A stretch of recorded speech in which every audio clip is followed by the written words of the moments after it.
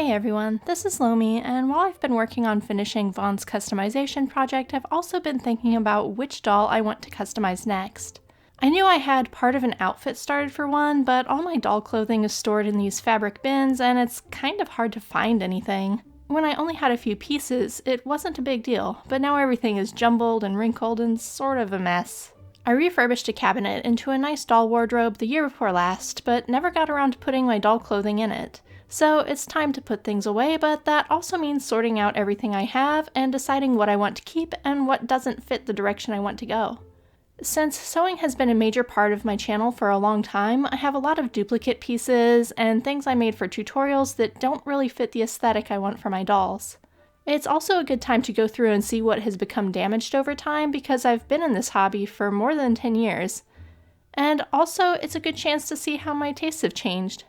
My vision for a lot of my dolls is different now, so first I just kind of sort into loose piles.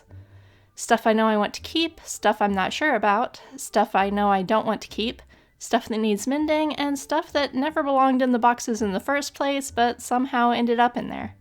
I know it's normal for tastes to change, so periodically taking inventory of what you have and weeding out the things that no longer suit your taste is a good idea. Plus, some things don't age as well as others, so when I found pleather items that were starting to deteriorate, those pretty much went straight to the trash. One fun part of the sorting was getting to see how my sewing abilities have changed over the years. The light blue shirt is the one I made for Vaughn when I first got him back in 2011. I was just learning to draw patterns, and I didn't have a good grasp on how to sew in tiny scale yet, so while this shirt isn't terrible, you can definitely see some issues with the quality. I didn't know how to do a collar well, my stitching wasn't super clean, and for some reason I hadn't finished all of the edges, so some parts of the shirt were fraying badly. By comparison, the darker blue shirt I made in the last few years is much more polished, if wrinkled. The stitching is neater, the collar's correct, and all of my seams are finished either with rolled hems or zigzagged edges, so nothing frays or comes apart. It's really cool to see how my work has improved between two comparable pieces.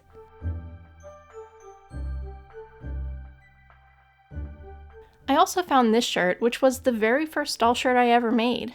It was made from an old shirt that had belonged to one of my brothers. You can see the stitches are an absolute mess, but I also didn't know how to use a zigzag stitch to finish edges at that point, so I had done it by hand with a very messy blanket stitch. The craftsmanship is so rough, and there are places where I didn't catch fabric and seams.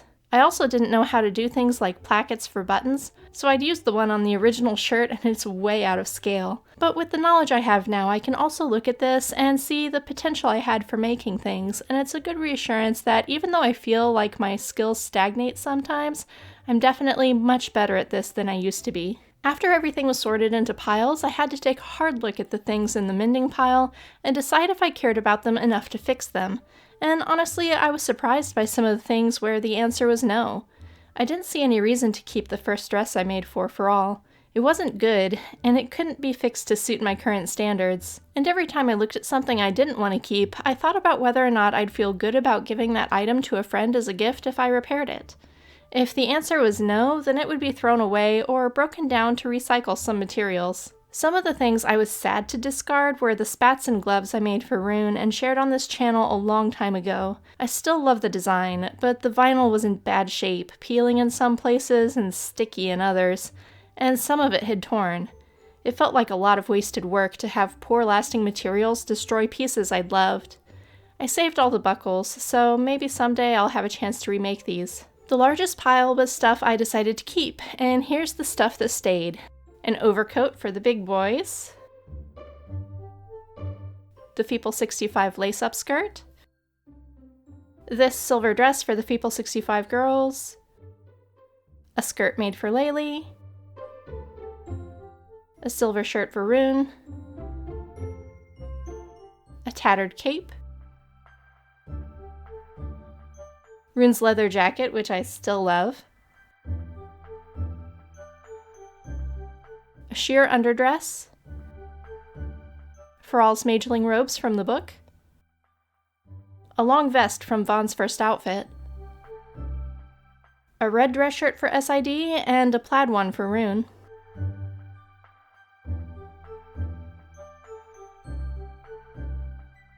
The dress blues I made for Rune's still my favorite thing I ever made.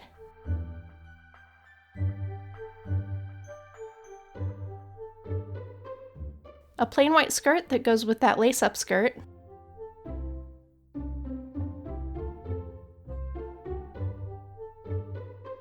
This pink dress almost didn't stay, but it fits a lot of dolls. A red dress for the F65 girls. A waistcoat from Von's first outfit. Rune's white shirt. A coat a friend gave me, which is part of the only full outfit I own that I didn't make. This skirt fits all my big girls. A shirt that goes with the coat I didn't make. This one was actually a pattern test, but I love the fabric texture so much I kept it for Rune as a permanent piece. And while his spats disintegrated, his spalders did not. This fake dhoti for Arios, real ones wrap, but I'm lazy, so it has elastic. A plain white tunic for the Feeple 65s. Some side lacing pants for Rune. This red dress I made for Faral with all its beautiful beading, definitely a keeper.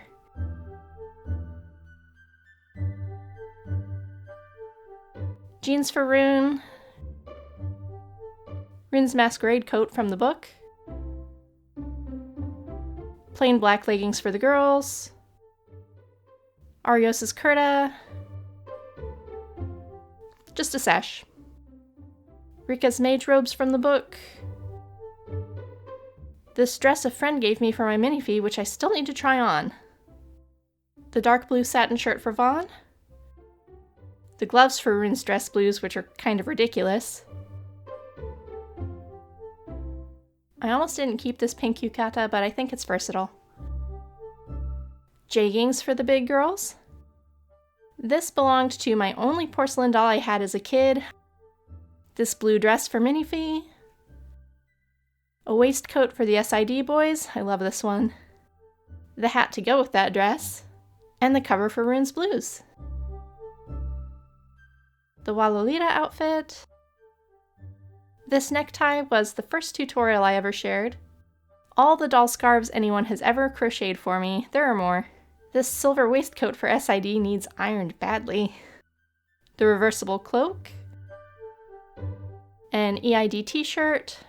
That first shirt I ever made, just for old memories and good reminders of improving skill. A purple overdress for Little Fee. This overdress was a gift and needs adjustment, but it's cute. A princess dress for Lulu. These two cinchers. The Christmas coat I almost didn't keep. We'll see if I use it. The Pikachu pinafore for Minifee. I kept every pair of doll undies I found. There were a few shoes in the box too. I kept those, shoes and boots. A plain vest for Rillin. Leggings for Minifee. More lace-up pants for Rune. Another shirt for the outfit I didn't make. A plain yellow skirt. A pink bodice. A beautiful shawl a friend made. Pants for the outfit I didn't make. Pants I did make for SID. The pants for the dress blues. A sweater for Faral. A yellow bodice for the skirt. A tiny dress for Lilibelle. A lacy nightie for the big girls. Another sash, needs ironed. Faral's masquerade dress from the books. This is old, but I still like it, especially the red in the skirt. A plain white underdress. Socks all got kept. Pants for the mini boys. Laylee's hanfu is definitely staying, all the parts of it.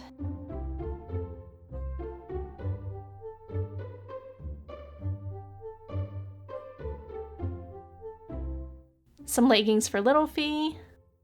Some tights too. A tunic for the F65s. A tiny shirt I can use for my Nindoroids. These pieces Impel Doll gave me that don't seem to be a full outfit. I'll figure out something for them. Laylee's plague mask. And Lulu's fairy dress. I'll still need to iron things, but I spent some time sitting directly in front of a space heater in an extremely dim and cold room to put things into the wardrobe on the few hangers I have.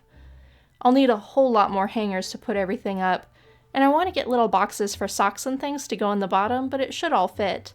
This room has no heat, and it's so cold the glue I had holding the backing of the wardrobe in place failed, so I'll have to fix it a bit too, but that can wait. It was nice to go through everything and see what I had. Unsurprisingly, I had the most clothing for Rune and the Feeple 65s, since I have 3 girls that size. But I really don't have much for the SID boys, or the Minifees, or Lilibelle, so maybe those are some areas I can focus on designing things in the coming years. The clothing I'm not keeping, I guess I'll wash and make sure it's mended and sell it or give it away. It felt good to reevaluate the aesthetic I want my dolls to have and which pieces will help me achieve it, and I sort of realized that I needed to do that for myself too. So while the sorting spirit was upon me, I decided to clean out my closet, starting by pulling out everything I owned that I hadn't worn in the last year. It was time to try on everything, discard what didn't fit, and let go of what no longer makes me feel good or doesn't match my taste. The only new clothing I've gotten since my daughter was born 12 years ago has been gifts from my mom or hand-me-downs people blessed me with that never really suited my taste in the first place. I was glad to see that a lot of the skirts I got for myself back before parenthood still fit, because they were things I bought in my teenage years that I loved and still do. But age and motherhood does change us, and with some new things that came with those, a lot of pieces will never fit again, so it's time to pass them on. The way we dress reflects so much about ourselves, and having things that fit us well and fit our sense of style is really important. Some things also just don't stand the test of time, and if they're not fixable, it's time to discard them. Others aren't necessarily something that work for us on their own, but paired with the right pieces can still make us feel great. But when you're busy, you take what you can get, and it wasn't until I started trying on things that I realized how sad that really made me. This dress my mom got me still had the tags on. I'd never worn it because I was afraid it wouldn't be flattering, but once I had it on, I really liked it. I was glad it still fit a few years later. What didn't fit was one of my dream dresses I bought 18 years ago. It's close to fitting, just a bit too tight in the arms, and it's special, so it gets a pass for now because I might be able to alter it and still have my dream dress. But this dress, which was always my favorite, is never going to zip up again, and I kind of had to resign myself to knowing I'd have to let go and give it to one of my sisters.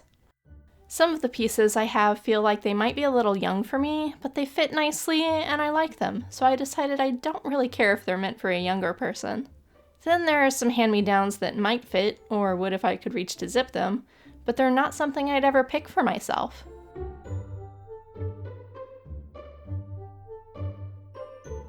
Others fit nicely and were cute, but they weren't quite what I was comfortable wearing.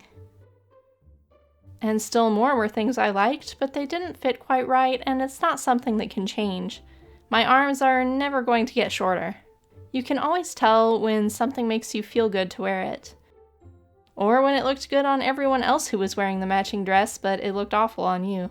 And sometimes you end up with things that are neat, but not something you'd ever wear or find practical, and you wonder why you kept it at all.